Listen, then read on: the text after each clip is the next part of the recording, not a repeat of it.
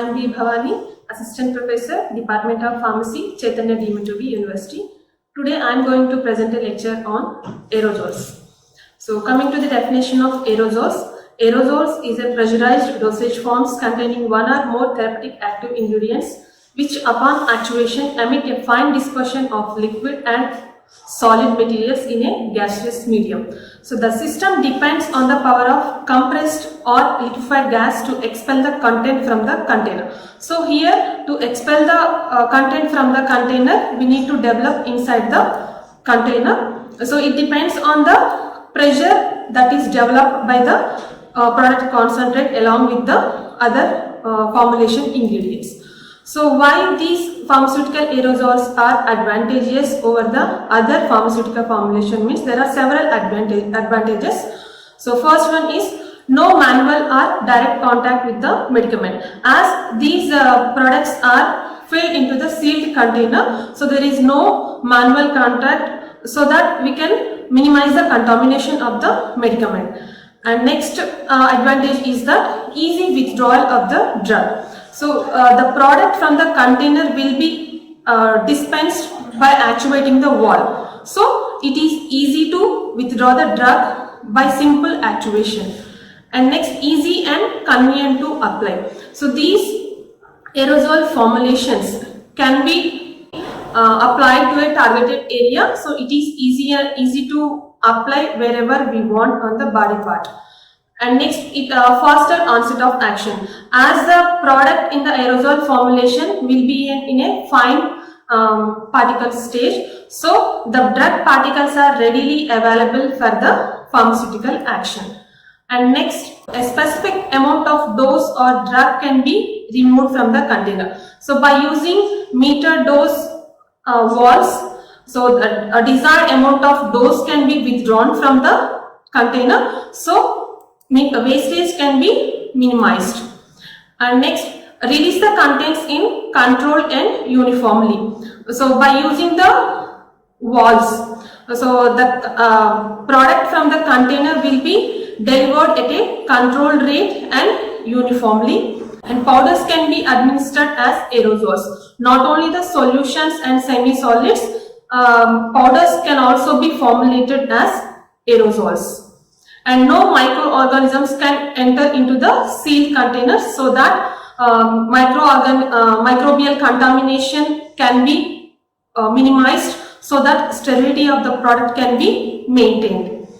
And avoid the first pass metabolism, as some drugs may undergo metabolism in liver once it is administered through the oral route. So those drugs can be formulated in the form of aerosols to avoid the first part metabolism to deliver the targeted delivery. And drugs can be protected from the light and environmental oxygen, so which are very much sensitive to be degraded by light and environmental oxygen. And another advantage is provide efficacy of a drug. So as the drug in the fine divided state, so it is completely utilized for the absorption into the systemic circulation. So maximum amount of the drug will be utilized and irritation can be reduced. So as these aerosols can be used as topical formulations, so irritation which may exist by using some ointment preparations, that can be avoided, as these aerosols can be sprayed as a fine thin spray, so that we can minimize the irritation due to the drug, and can be used to local or systemic application. So these aerosol applications, they can be used in both ways, like local application and for systemic application. And next, coming to the disadvantages. So disadvantages, first disadvantage is that costly. So as these aerosol formulations require excipients to develop the pressure like propellants. So these propellants are costly. So the total formulation cost may be high compared to other dosage forms, and difficult disposal of empty aerosol containers. So most of the aerosol containers are made up of metal and glass, and so these may create damp, so difficulty in disposal. And next, the container size also big compared to other dosage forms, so it may create damp, so disposal of containers is difficult. And some propellants may cause allergic reactions, so in some cases these formulations may be allergic to the some patients. And next, chances of explosion. So as the delivery of the drug from the container depends on the pressure, so we need to maintain high pressure inside the container, so sometimes there are chances of explosion. And sometimes propellants may cause toxic reactions, so some propellants may react with the drug in drug products, so they may cause some toxic reactions. And some formulations is difficult, so handling of propellants, explosive propellants may be difficult, so during formulation we need to take care of we need to take some precautions to avoid the explosions. And next, carcinotoxic effect on repeated use. So some propellants like fluorinated hydrocarbons, these may on repeated use may cause carcinotoxic effects. And keeping these points in the mind, so we need to consider some desired characteristics to formulate a good aerosol formulation. So first one is it should be less explosive, and it should be uniform and constant dose delivery, and it should be non-allergic, and it should be economic and low cost. It should be available at low cost, and it should be easy to handle, and the container should be non-breakable, as it has to maintain high pressure inside the container. The container should be non-breakable to withstand the high pressures inside the container. And during the disposal of the containers also, not only the containers as well as propellants, this should be eco-friendly. So these are the desired characteristics of an ideal aerosol formulation. And next, coming to the classification of aerosols. So these aerosol formulations can be classified in based on the different categories. Like first, they are classified based on the form, on which form they can be formulated. So based on the form of aerosol formulation, they can be classified into three categories like solution, suspension and emulsion.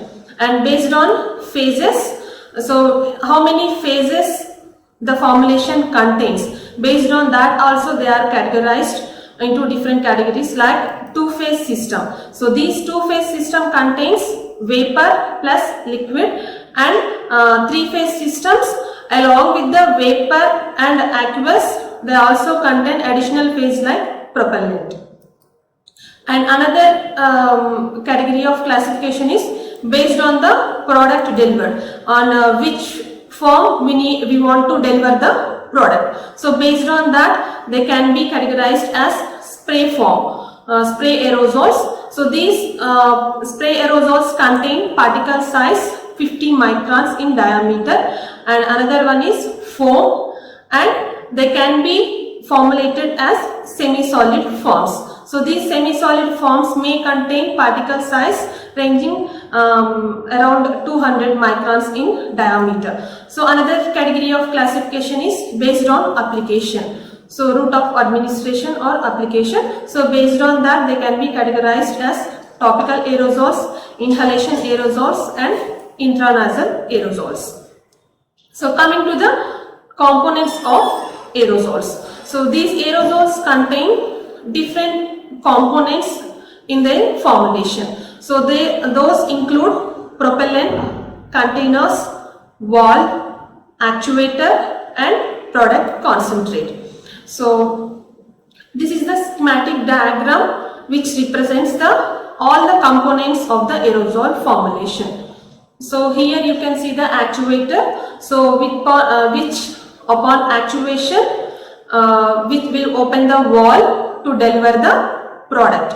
And here it is a propellant vapor. So here the propellant in the form of vapor, it creates a pressure which presses the liquid into the press up the liquid into the dip tube, so that the product concentrate will enter into the wall, which will be delivered upon actuation of the wall. And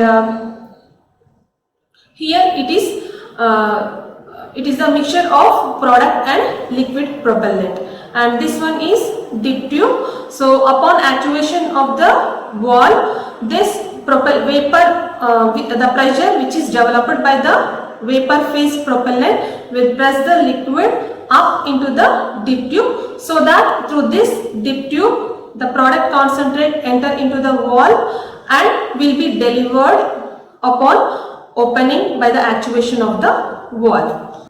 And coming to the components of the formulation. So first major component of the aerosol formulation is propellants. So propellants are used to develop force that expels the product concentrate from the container when valve is open. So these are used to deliver formulation in proper form, that is the desired form, either in spray form or foam form or semi-solid form. They help in maintaining proper pressure in the container and are considered as important elements in the formulation, as the product delivery from the aerosol formulation depends on the pressure which is developed inside the container, and these propellants are responsible to create the pressure inside the container. So the propellants are the major components in the aerosol formulations which contribute to the pressure which is responsible to deliver the product concentrate from the container. And different types of propellants are used for pharmaceutical aerosol preparations. So mainly for pharmaceutical aerosol formulations, two types of propellants are used: liquefied gas propellants and compressed gas propellants. So first type of propellants is liquefied gases. So these liquefied gases are widely used in the formulation of aerosols because they are capable of dispensing active ingredients in the form of fine mist compared to compressed gas propellants. And liquefied gas propellants are actually gases at room temperature and atmospheric pressure, but they can be liquefied easily by reducing the temperature and raising the pressure.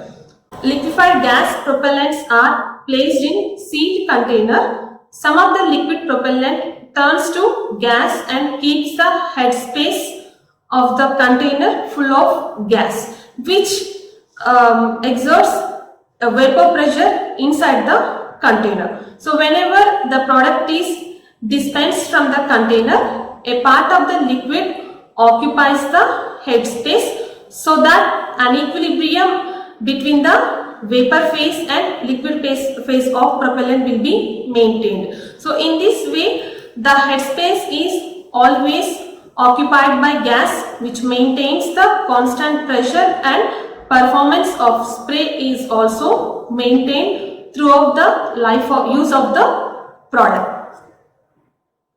So these liquefied gases are of three types. So first one, chlorofluorocarbons. Second one, hydrofluorocarbons. And third one, hydrocarbons. So first, liquefied gas propellants, first category of liquefied gas propellants is chlorofluorocarbons. These are also called as freons. So these propellants are choice of propellants for oral, nasal and inhalation aerosols. So these chlorofluorocarbons have some advantages over other liquefied gas propellants. So first advantage is that their chemical inertness.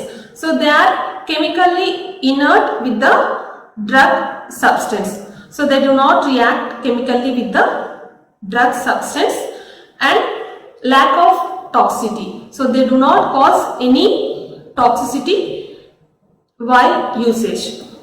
And next, non-flammability. So most of the propellants are flammable in nature, but these chlorofluorocarbons are non-flammable. So it is convenient to use these propellants while formulation. And next, lack of explosiveness.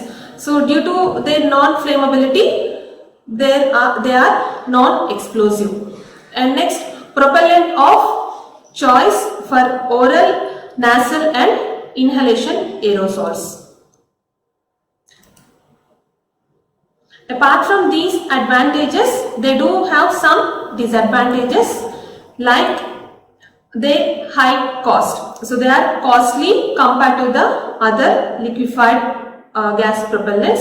And the another major disadvantage of these chlorofluorocarbons is that they cause depletion of ozone layer, which contributes to the greenhouse effect.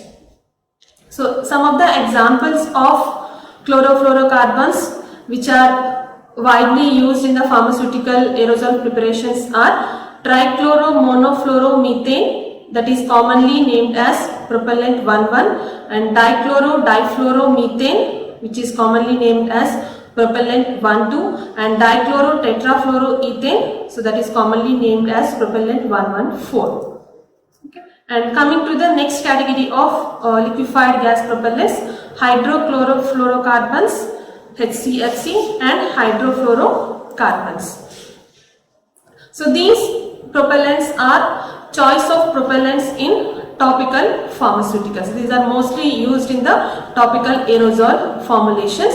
So compared to the chlorofluorocarbons, these have greater miscibility with water, so they can be used as solvents compared to other propellants.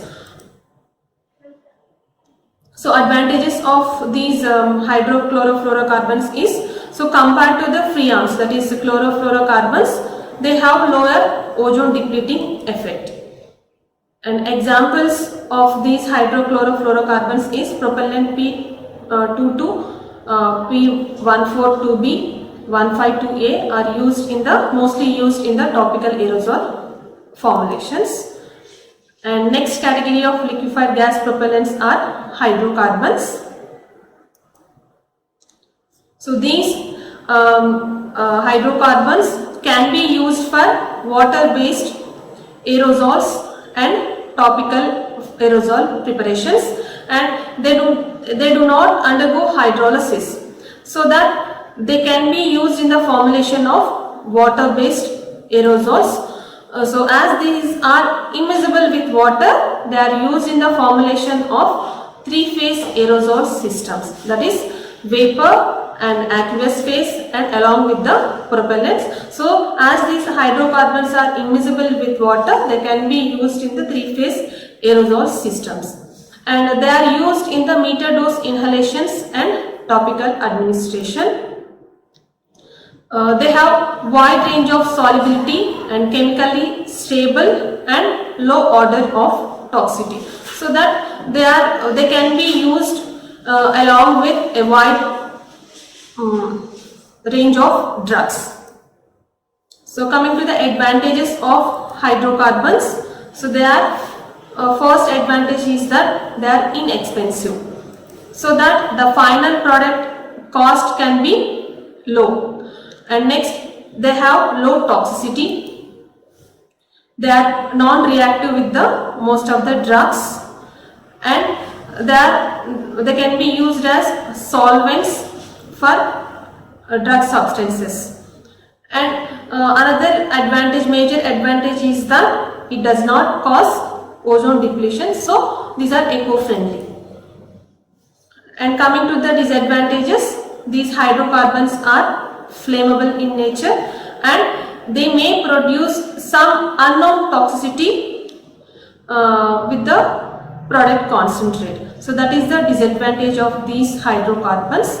And coming to the examples of hydrocarbons that are used in the pharmaceutical aerosol preparations are propane, which is commonly named as propellant A108, and isobutane propellant A31, and butane propellant A17, and pentane hexane. So these are the some examples of hydrocarbons which are used as propellants in the pharmaceutical aerosol preparations. So here you can observe in this diagram, so how the liquid, the vapor phase of the propellant exert pressure on the product concentrate to bring it up in the deep tube, and how it is delivered as a spray. And next one, next category of propellants is compressed gas propellants. So compressed gas propellants occupy the headspace above the liquid in the can. So first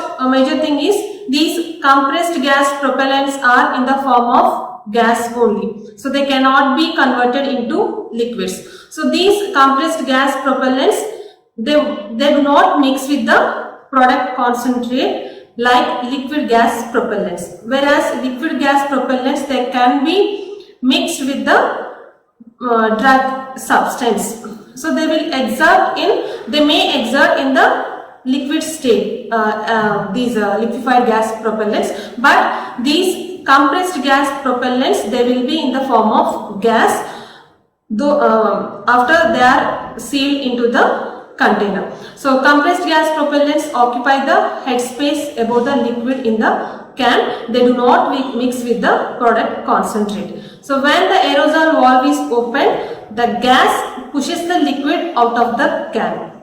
The amount of gas in the headspace remains same, but it has more space upon usage of the product. And as a result of the pressure, the pressure will drop during the life of the product. So the spray performance may be decreased. So to maintain the spray performance, it can be possible by careful choice of aerosol valve and actuator. So these compressed gas propellants are of two types. So first one is soluble compressed gases, examples carbon dioxide and nitrous oxide, and insoluble compressed gases, those include air, nitrogen and argon. So coming to the advantages of these compressed gas propellants. So first advantage is that unlike liquefied gas propellants, these are less toxic and chemically stable. As these compressed gas propellants do not mix with the product concentrate, they are chemically stable, and compared to the liquefied gas propellants, these are cheap, and there are no chances of depletion of ozone layer. So these are environmentally safe. And coming to disadvantages of compressed gas propellants. So sometimes pressure drop during usage as the amount of propellant remains same, but the product concentrate will be decreased upon usage. So there may be pressure drop during the usage of the product.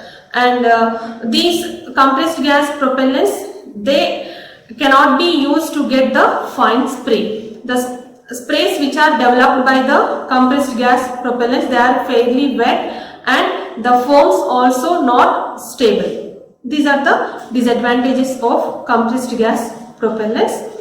That's all for now. We'll continue in the upcoming sessions. Thank you.